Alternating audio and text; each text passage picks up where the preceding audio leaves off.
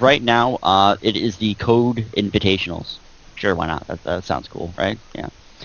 This is one of the second tournament we've done this week. As part of a weekly amateur team Dota 2 tournament. Weekly doohickey thing. So. Doohickey thing. Doohickey thing, yes. And I'm joined by my co-caster in crime here, Shiny. How's it going? Good, man. How about you? Pretty good, man. Your name is awesome because I have ADHD and I'm just like, Shiny. So, yeah. But we do have Team Question Mark and Team Chaos Drunk. And this is the latest version of Dota 2, so we do have Shadow Demon in the CM picking board. So just kind of keep that in mind, guys. This is the latest version, and Invoker's head was fixed, by the way.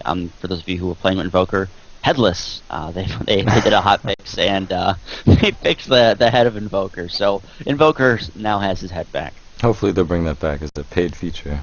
That would be awesome, the headless Invoker. But we are seeing a ban for the Radiant Broodmother and a ban from the Dire for Anti-Mage. So Team Chaos Drunk really wanted the Anti-Mage out of the game pretty quickly because he is a pretty powerful hero. We are seeing the Radiant ban Furion as well, another powerful pusher, and Tidehunter banned by the Dire, which is pretty crazy. That's a pretty bold ban there since Tidehunter is such a great initiator. But for the Radiant, we do have Team Question Mark, and for the Dire, we do have Team Chaos Drunk. Pretty typical bans here so far, taking out these tier 1 heroes. Tidehunter a little on the odd side, but they just want to get rid of him. There's Invoker, another obvious tier 1 ban. I was waiting for that. I was like, well, which team's going to take it? Because if they don't, they're going to get in trouble. Oh, the Radiant... Oh, go ahead. Yeah, go ahead.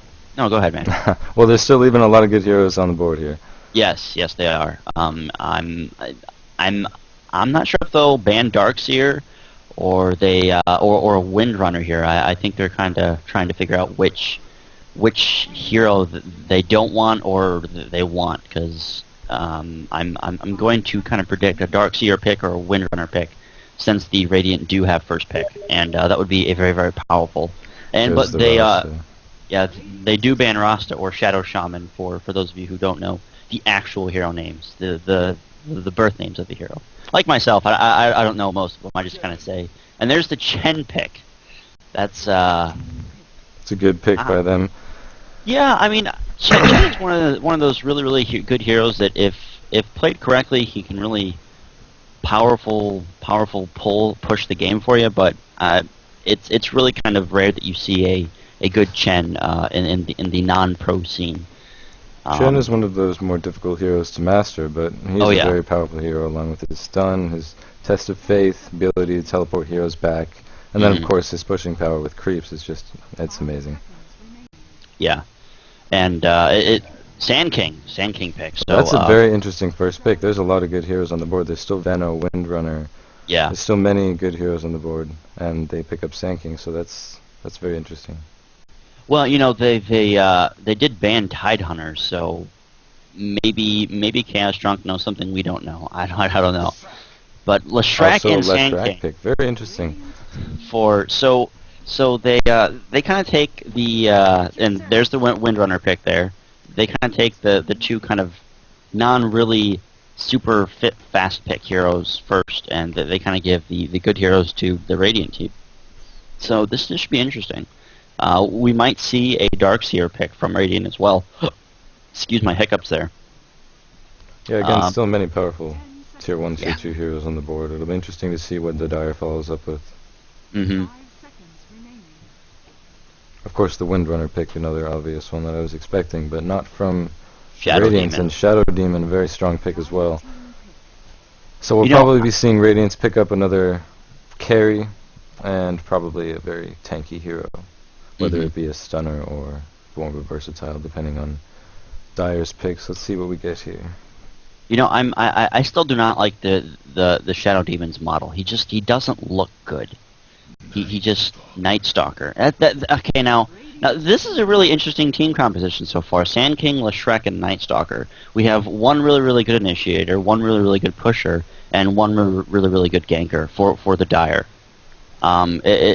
I don't know. Do you think they're kind of maybe going for just kind of a let's cover the bases type of setup here, or maybe they're trying a new strategy that they've been practicing? I'm not sure. This is kind of an odd roster for the Dire. Well, we really have to see what Radiance follows up with as a carry, but so far it seems as though the Dire is planning on really heavy winning the early game. Yeah. Radiance is going to be stacked with damage, but they're going to be pressured with all these stuns, as well as Night Stalker with his silence and slow. Great for ganking. Nonetheless, I like the Night Stalker pick. Expected it earlier, though. Yeah, I mean, it's there's definitely a lot of heroes that just kind of got passed up, which is kind of odd to see these days, especially with the first picks just kind of being really, really weird for the Dire there.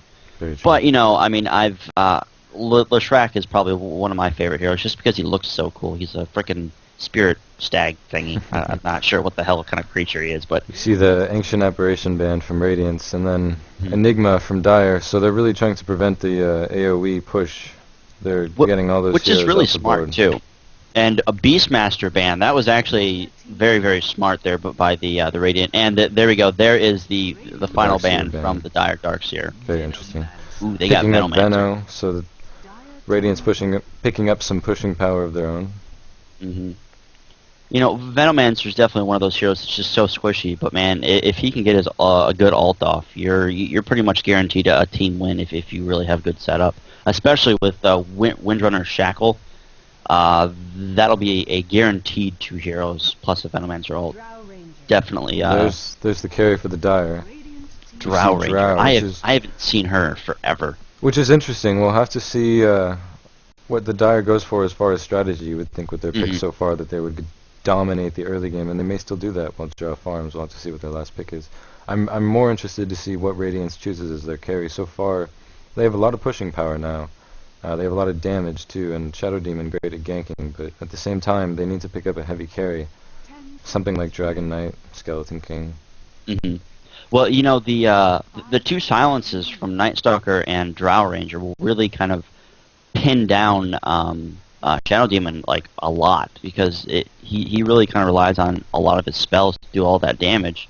With his banish ability, creating those illusions and helping out teammates, or possibly trying to get 2 illusions of maybe a Night Stalker or something. So if he's silenced for a good duration, they're going to be really screwed. And it's so funny whenever you see teams kind of have a pushing strategy. Their last pick is usually like a Nyax or something that's just a ridiculous carry. So that pick right there is kind of a standard pick for the team setup that the Radiant has. Securing their late game. Now there's an Ursa. I really like this pick from the Dire because Ursa's more of a specialty pick. He's one of those heroes that is not picked very often in competitive games. Not because he's not a good hero. He's a great hero. But it's more because using him well in one of these hardcore games and the hardcore scenarios is very difficult. He's shut down very easily. You can kite him very easily. So the pick will require much skill from the Dire. We'll have to see how that plays out.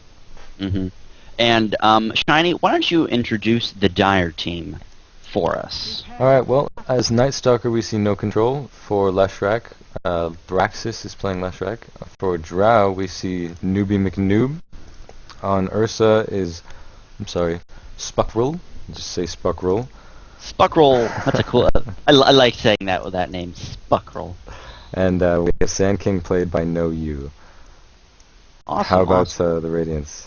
The Radiant side, we see Samu playing Chen, and we see Slee being played as a Windrunner. We see Nyax being played as Bib, I think. I'm not entirely sure how to pronounce that correctly. I apologize. The Venomancer, we're going to see Rainbow Warrior, and we're going to see Smith play Shadow Demon. And they were checking an early Roshan, which is actually pretty smart because the team composition that the Dire have could probably take a level 1 Roshan that we have really seen a lot in the professional scene. Especially over at Join Dota's tournaments, there's been a lot of level 1 Roshans that really kind of give the early game advantage. Oh, it's a very powerful strategy to use. Very hard to accomplish as it is easily countered, as you saw Radiance only had to toss one spell in there and get vision of it, but had they been able to get it, that's, 4 to 5 levels for Ursa, depending on how many people are in the vicinity when Roshan dies. And a lot of gold and Aegis, so very powerful start to that. I wouldn't be surprised if Ursa went for that. Smart for Radiance, as you said, check for it. Well, I think that's why Team Question Mark banned Beastmaster, because we've seen so many teams like EG and NextKZ really go for the Beastmaster Aegis Roshan push, and it's just such a powerful combination because Beastmaster is just so good at early game. It's just unbelievable how powerful he is. Yeah. It looks like bottom we're going to see Venomancer and Nyx from the Radiance against Sand King and Leshrac from the Dire. Leshrac had that Invis rune but wasn't able to do anything but just harassing lifesteal a little bit. Seeing Shadow Demon versus Drow mid, and Windrunner versus Nightstalker and Ursa top, so that should be an easy lane for her. She should be able to get all the XP she needs. Yeah, definitely. I'm kind of curious to see how well Drow is going to do against Shadow Demon.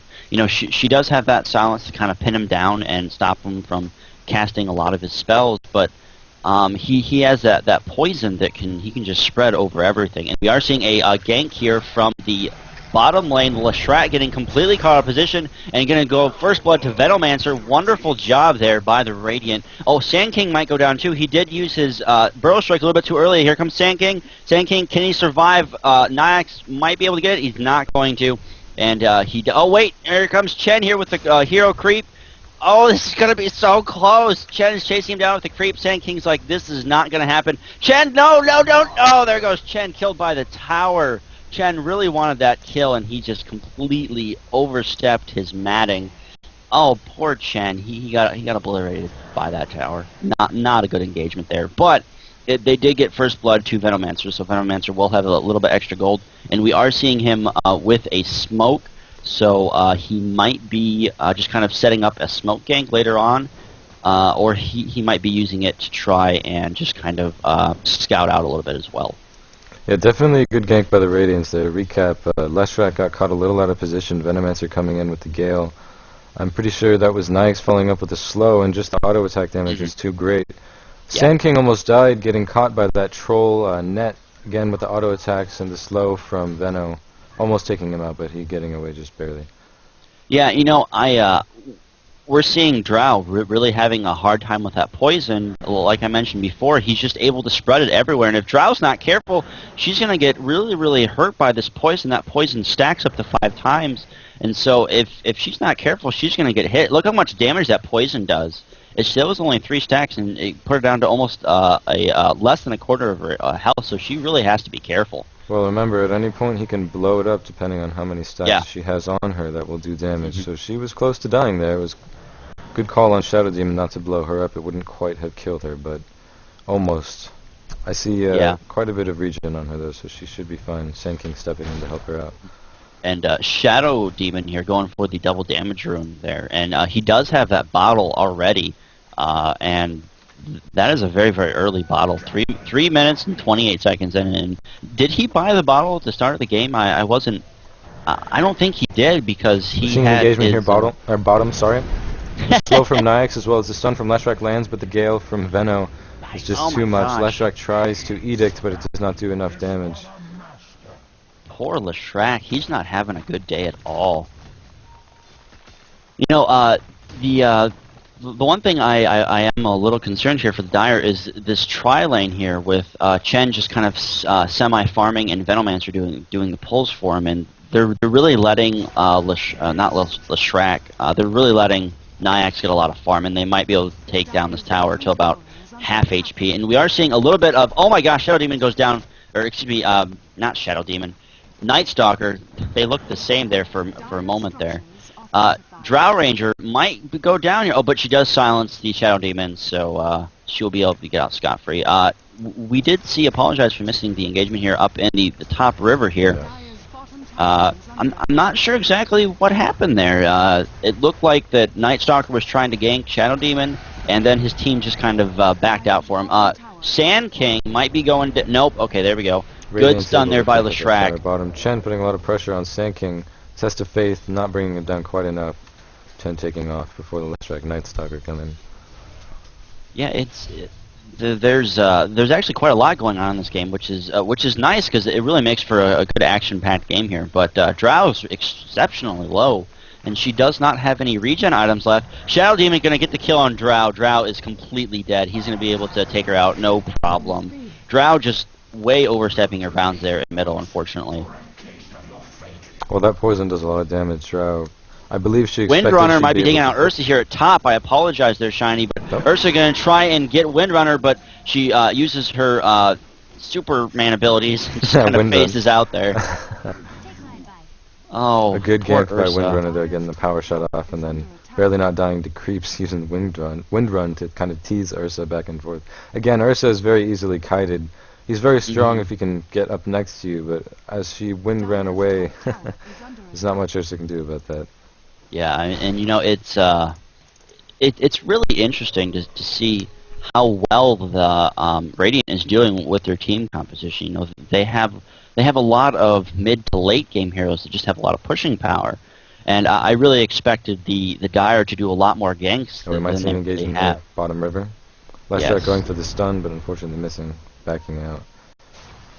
And it is nighttime, so I'm sure Night Stalkers are going to do something. He's only level 3, unfortunately, with level 1 Hunter in the night, so not able to perform any early game ganks as he probably should be able to, unfortunately.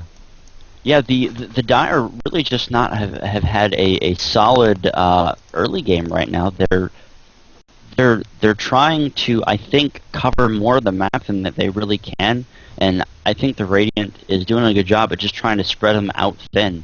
Because we did see 2 top here versus that Windrunner, and then Night Stalker's just been trying to run everywhere trying to get some ganks. And if Ursa isn't careful, he's going to get taken out of position. There's the slow ult from Shadow Demon. There's the shackle as well as... Oh, no power shot needed. The poison finishes off. Shadow Demon getting lots of gold here. Sorry, missing the engagement mid. Sand King going down to Venomancer. Leshrac looked like he's going down to Nyx as well. This is not going well for the Dire. The Dire is just going to lose top tower as well, unfortunately. I think that they really kind of misjudged the heroes at the Radiant. Sorry, engagement top. Night Stalker getting caught out of position here. Shadow Demon doing as much damage as he can, but it's nighttime, so there's no way. Chen bringing up the rear here to try and bring a little bit more stopping power. Shadow Demon and Chen here getting caught, sandwiched in the forest, but I guess Dire do not see them. Drow meeting Windrunner face to face, and the silence is missed. Big miss there by Drow Ranger. She just kind of stood there and was like, "Hey, what's up? Watch my bubble." That's okay. But you know, it's I think that again the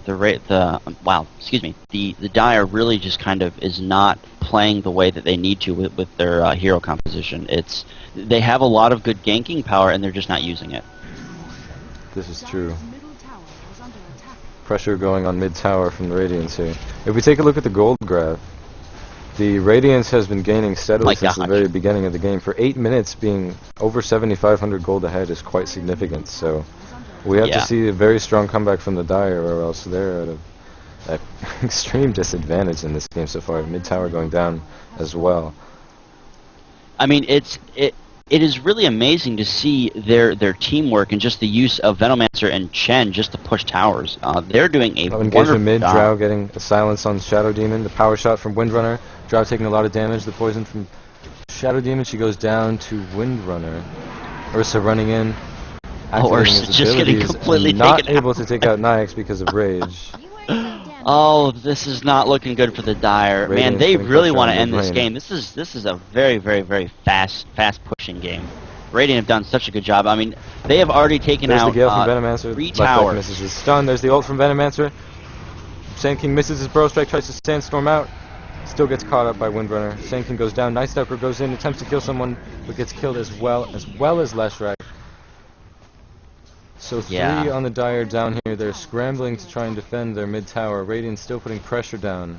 13-1 and over 7,500 gold ahead. This is a very stacked game so far, looking like it's going in the Radiance's favor. Mid tower goes down as well. Tier 2. I do not see the Dire coming back at all, Shiny. I think that they just did not use their hero composition to their full extent.